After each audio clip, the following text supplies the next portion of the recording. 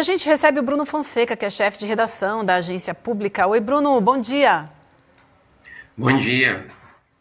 Tudo bem? Vamos lá então, vamos falar desse levantamento publicado pela Pública que mostra que 81% dos focos de calor em São Paulo registrados nesta semana foram em áreas de plantação e pastagem. A gente está falando dessas queimadas, né? A maioria delas ocorreu em fazendas privadas e fez com que o estado batesse um recorde de calor em quase 30 anos. Conta mais para a gente desse levantamento, Bruno, por favor. Conto sim. A nossa investigação ela trouxe basicamente dois dados. Um é esse que você já acabou mencionando, que é baseado numa análise do Instituto de Pesquisa Ambiental da Amazônia, o IPAM. Como que eles fizeram? Eles olharam os dados de focos de calor, né, através dos satélites do INPE e viram que a maioria dos focos, né, 8 em cada 10, estavam em áreas de uso agropecuário, né, plantações de cana, outros cultivos e também pastagens aqui no estado de São Paulo. Eles pegaram naqueles 3 dias onde houve mais incêndios em São Paulo, né, na semana anterior. A gente também, na Pública, a gente cruzou os dados com os registros de fazendas que tem aqui no estado. E a gente viu que mais da metade dos focos também estavam em fazendas privadas, estavam registradas no sistema do governo. Então, a grande maioria dos incêndios, ela aconteceu e passou por cima de plantações e de áreas privadas de fazendas. A gente até comparou, por exemplo, com assentamentos e outras áreas públicas, e era a minoria. Na sexta-feira, por exemplo, a gente achou só 11 focos em áreas públicas como assentamentos, enquanto em áreas privadas passavam dos 200. Você vai? Pode ir, César. Perfeito, Bruno. Veja, tem não sei se o narrativa ficou complicado utilizar, né, o termo, mas tem uma história. Narrativa são palavras. Ficou complicado utilizar esse termo, Bruno. Mas existe aí uma versão da história, Vivian, sendo construída de que os incêndios não foram organizados, não existe nenhum nível de coesão na forma como esses locais, pegaram fogo. E, ao que tudo indica, Bruno, eu gostaria de ouvir, a coisa foi orquestrada. Porque existe aí toda uma questão que você tem, sei quantos focos de incêndio que surgem de forma concomitante, e isso teria que ser todo mundo jogando bituca de cigarro da estrada de uma forma paralela. Seria muita coincidência, né? Gostaria de te ouvir se você acha que, com base no que a gente tem de dado empírico, pode-se afirmar que isso caracteriza uma ação orquestrada. Uhum. Bom, pelo que a gente tem investigado e também pelo que a gente tem conversado com as autoridades, inclusive os pesquisadores, é muito difícil de afastar, né, a possibilidade de ações criminosas. Inclusive, a gente já chegou a 7 pessoas presas, né, por suspeita de envolvimento nessas queimadas.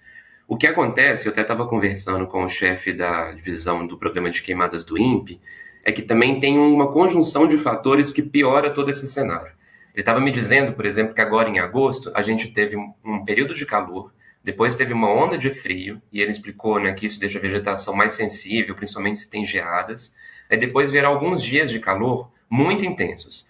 Pelos satélites, eles estavam encontrando, por exemplo, pontos no interior de São Paulo que passou dos 35 graus da máxima nos dias anteriores. Então, o que que isso explica? Isso, por si só, teria causado essas queimadas? Não. Acho que isso deixa o ambiente de uma forma muito mais propícia às queimadas perderem o controle. Ele mesmo disse, eles avaliaram pelos satélites, não houve tempestades, então não houve raios, então praticamente nula a possibilidade que as queimadas tenham começado porque teve um raio que caiu numa região seca. Mas o que acontece é que as ações humanas que podem ser criminosas no sentido intencional, né, utilizando para poder limpar alguma área de pastagem, por exemplo, ou uma tentativa de limpar lixo, né, como você mesmo tinha mencionado, elas ficam muito fácil de se perder no controle numa situação dessas.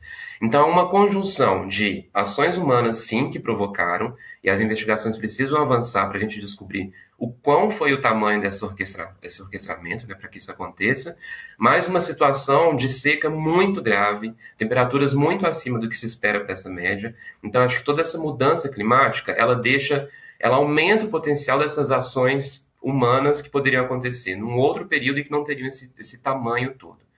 Então, não sei se respondi, mas muito é bem, isso. Aliás. Sim. Claro. Que bom. Não está afastada. A dúvida é, Em que medida essas ações partiram de fazendeiros? Porque, por um outro lado, o próprio governo de São Paulo já divulgou que as perdas estão estimadas em mais de R$1 bilhão. Então, em certa medida, os próprios fazendeiros, grandes fazendas, foram vítimas dessas queimadas, né? A dúvida é o quanto isso pode ter partido de fazendeiros, o quanto isso pode ter partido de crime organizado, também tem essa hipótese, né? Inclusive, alguns dos presos já têm relação com o crime organizado. E o quanto isso partiu também de várias ações separadas, mas que por conta dessa situação de seca severa, o incêndio perdeu o controle e cresceu para cima, talvez, do que as próprias pessoas estavam esperando. São 3 hipóteses, as principais nesse cenário. Obrigado, Bruno. Eu acho que é importante analisar essas informações que o Bruno trouxe, são muito importantes, porque não me parece haver dúvida que há uma coordenação, né? Não é aleatório que o estado de São Paulo inteira tenha começado a pegar fogo ao mesmo tempo. Algum WhatsApp tem que ter sido trocado em algum momento. Alguém tem que ter ligado para alguém e falar, e aí, vamos? Porque coincidência não pode ser, né? Não tem nada de fenômeno natural nisso. Obviamente, o tempo seco em São Paulo ajudou muito com que, né, esse fogo se espalhasse, mas, obviamente, tem uma coordenação. Já tem muita gente presa, mas a gente quer achar quem é que coordenou, quem é que pensou esse novo dia do fogo, dessa vez em São Paulo, como a Marina Silva muito bem disse, aqui no estado de São Paulo, Vivi. 90% desses focos de incêndio começaram já comprovado pela investigação da Polícia Federal numa diferença de 1h30, né? Então, 90 minutos. Realmente fica muito claro isso. A gente vai seguir acompanhando, então. Bruno, obrigada, viu? Bom te receber aqui hoje. Parabéns pelo trabalho. E na semana que vem tem mais Entre Linhas do Poder aqui no ICL-N1. Um abraço para você.